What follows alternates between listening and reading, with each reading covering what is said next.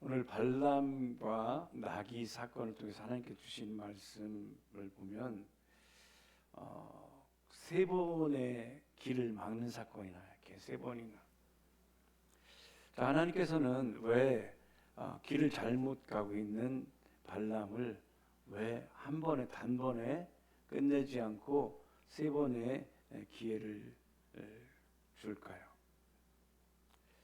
하나님은 심판하시기 전에 반드시 기회를 주십니다. 반드시 돌아갈 기회를, 회개의 기회를 주시기 때문에 한 번에 그를 죽이지 않았습니다. 히브리어로 회개를 뜻하는 단어는 슈브입니다. 슈브. 회개. 이것은 뭐냐면 그냥 마음으로 미안하다라는 정도가 아니라 지금 완전히 가던 길을 멈춰서서 뒤돌아서서 방향을 돌려 하나님께 돌아가다, 이런 뜻입니다. 하나님은 지금 발람이 죽음의 길로 갈 때에 그를 막고 휴부시키기 위해서, 곧 회개시키기 위해서 세 번이나 기회를 주시는 것입니다. 우리 인생도 그렇습니다. 하나님은 우리를 갑자기 무너뜨리지 않습니다. 처음에는 부드러운 노크로 다가섭니다. 그리고 그 다음에는 환경의 흔들림으로 점진적으로 확대되고 마지막으로는 온몸으로 막아서십니다. 오늘 우리의 삶을 막아서는 하나님의 은혜를 함께 생각해 보려고 합니다. 자, 첫 번째, 하나님께서 우리를 막으실 때 첫 번째 단계는 길을 벗어나게 하시는 것입니다. 방향 전환을 위해서. 자, 첫 번째 막으심에서 성경은 나귀가 여호와의 사자가 칼을 빼어들고 길에 선 것을 보고 길에서 벗어나서 밭으로 들어갔다고 말씀하고 있습니다. 이제껏 모든 길은 괜찮았습니다. 그런데 그 길에서 벗어나서 지금 좌우로 피할 수 있는 길이 아직은 있는 때입니다.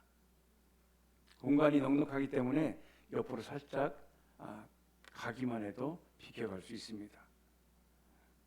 그런데 지금 발람은 자기 계획과 자기가 정한 타이밍에 막혀지니까 화가 머리 끝까지 났습니다. 우리들도 살아가다 보면 내가 계획한 거 있죠. 친구들과 만나든지 약속하든지 아니면 어떤 계획을 잡았는데 그것이 그대로 되지 않게 되면 당연히 나타나는 것은 화가 머리 끝까지 치밀어 오른다고 그러는 거죠. 그래서 우리는 그러죠. 왜 내 인생을 이렇게 내가 계획한 대로 안 되는 거야 하면서 계속 자기라는 나귀를 채찍질합니다. 아주 막 달달달달 볶습니다.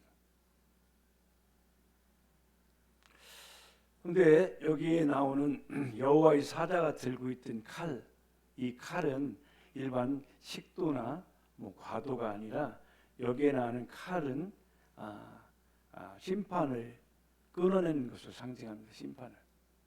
그러니까 여호와의 사자가 칼을 들고 있다는 것은 심판을 끊어내고 복으로 인도하기 위한 칼입니다. 사람과 강도가 칼을 들면 위험하지만 하나님의 심판을 끝내는 칼은 우리에게 복된 칼입니다. 그 길을 계속 가게 되면 결국은 죽는 길이기 때문에 하나님께서는 그 길을 벗어나시도록 하나님이 막으시는 것입니다. 우리의 인생도 이와 같습니다. 1단계로 막을 때는 하나님이 살짝 방향을 틀어 놓으십니다. 그런 거 각자 경험하셨죠, 여러분? 열심히 준비하던 프로젝트가 갑자기 취소가 되든지, 당연히 될 줄 알았던 계약이 깨지든지, 가려고 했던 좋은 학교나 직장의 문이 닫히든지, 그때 내 뜻대로 안 된다고 막힐 때 대부분은 원망하며 환경을 채찍질합니다. 왜 안 돼? 왜 나만 안 돼? 그 환경에 대해서 분노를 쏟아붓는 것입니다.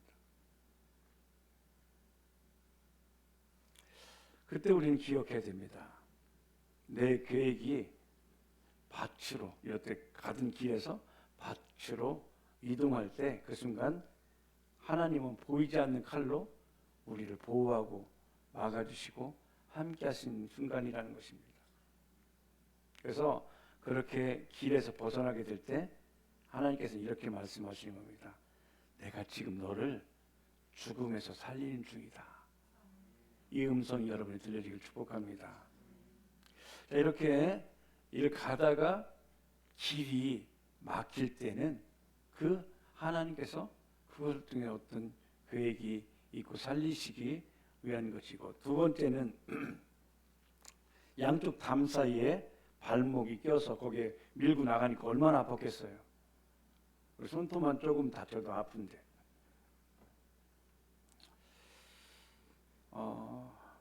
나귀는 이번에도 천사를 피하려고 하다가 발람의 발을 담벼락에 문지르고 맙니다. 그러니까 발람은 그 벽에 발목이 닿게 되니까 통증을 느낍니다. 분노가 더 나죠. 길에서 벗어나는 것도 화가 나는데 이번엔 자기의 몸이 직접 어렵게 되니까 나귀를 때립니다. 여기서 나오는 그 담은 그 히브리어는 가데르인데, 가데르는 뭐 어떤 거냐면 울타리나 벽을 또 의미하는데 더 이상 피할 수 없는 한계선을 말합니다. 그쪽으로 가면 더 이상 안 되는 상태입니다. 그러니까 1단계가 단순히 길을 벗어나는 상태라면 2단계는 환경이 나를 아프게 하는 상태입니다. 오늘날 성도들이 삶을 살아가면서 2단계가 찾아오면 이런 일이 나타납니다. 직장에서 인간관계의 관계가 꼬여요. 믿었던 사람에게 배신당하고 마음이 찢어지게 아픕니다. 2단계입니다. 몸에 이상 신호가 와서 밤에 잠이 오지 않게 되는 것으로 나타나기도 합니다. 재정이 구멍이 나서 숨이 턱턱 막히는 상황들, 2단계입니다. 그런데 자세히 보면 하나님은 우리를 골탕 먹이시려는 것이 아니라 담벼락에 발이 껴서 아픈 것처럼 너 그 길로 계속 가면 큰일 난다. 이제는 멈춰라 하는 주의 음성입니다. 다급한 상황입니다. 그런데 우리는 이때 어떻게 합니까? 주님 앞에 무릎 꿇고 방석 깔고 기도하는 것이 아니라 내 곁에 있는 나귀를 때립니다. 가장 가까운 배우자를 원망하고 자녀에게 화를 내고 상사면 직원 잡고 또 더 나가서 교회를 비방합니다. 하나님께서 나를 살리려고 하는 신호인 것을 알지 못하기 때문에 그렇습니다. 신호등을 지키지 못하면 위험합니다. 신호등은 잘 봐야 됩니다. 그래서 그 운전면허증을 갱신할 때는 뭘 보냐면 색깔을 잘 분별하시도록 생명인지 색약인지를 봐요. 여러분 색깔 제대로 보입니까? 빨간 불일 때 서고 노란 불일 때 멈추고 파란 불일 때 가라고 하는데 제대로 보입니까? 여러분 신호를 잘 지켜야 됩니다. 신호 안 지키면 벌점이 있습니다. 15점에 딱지 띄면 벌금. 와, 그거 한번 3번만 하면 면허정지 45일입니다. 자, 이렇게 1단계의 환경에서 벗어나게 하고 2단계에서는 내 몸이 진짜 아프거나 압박이 가해지는 2단계입니다. 3단계에서는 오늘 나귀가 어떻게 완전히 주저앉죠. 우리는 3단계가 되면 주저앉아서 더 이상 꼼짝달싹 못하게, 뭐 할 수 있는 힘이 아무것도 없는 상태, 이것이 우리 3단계입니다.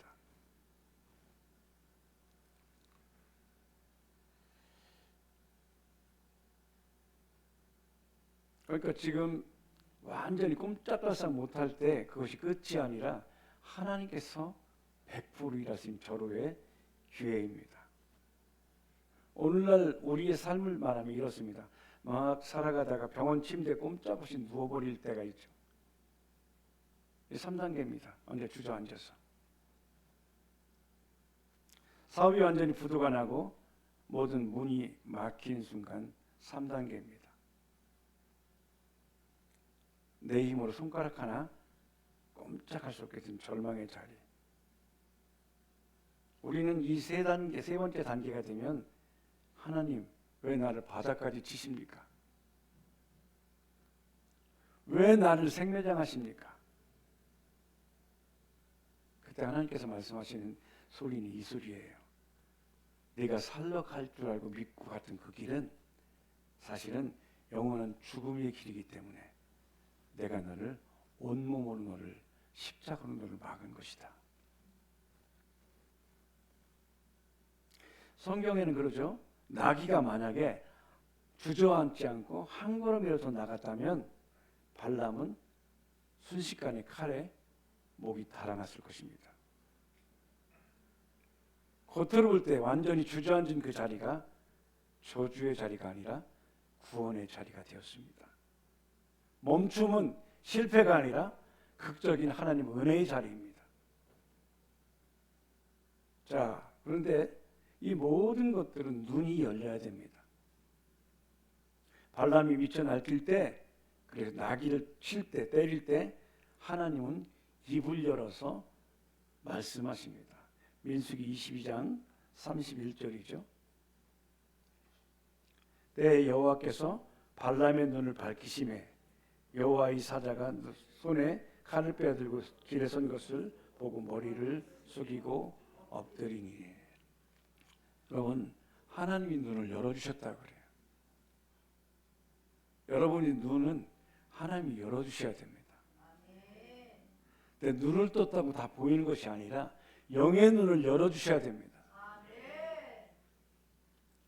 여기에 이제 히브리어로 눈을 열다, 이것이 갈라, 이제 갈라. 뭐냐면 이 보이지 않는 것들을 갈라서 보이게 하는 거예요. 부당을 벗겨내다, 비밀을 드러내다라는 뜻입니다. 자, 그런데 오늘 말씀 보면 천사가 갑자기 나타난 거 아니에요. 발람이 계속 잘못 긴 길을 갈 때에도 여전히 천사는 거기 있었습니다.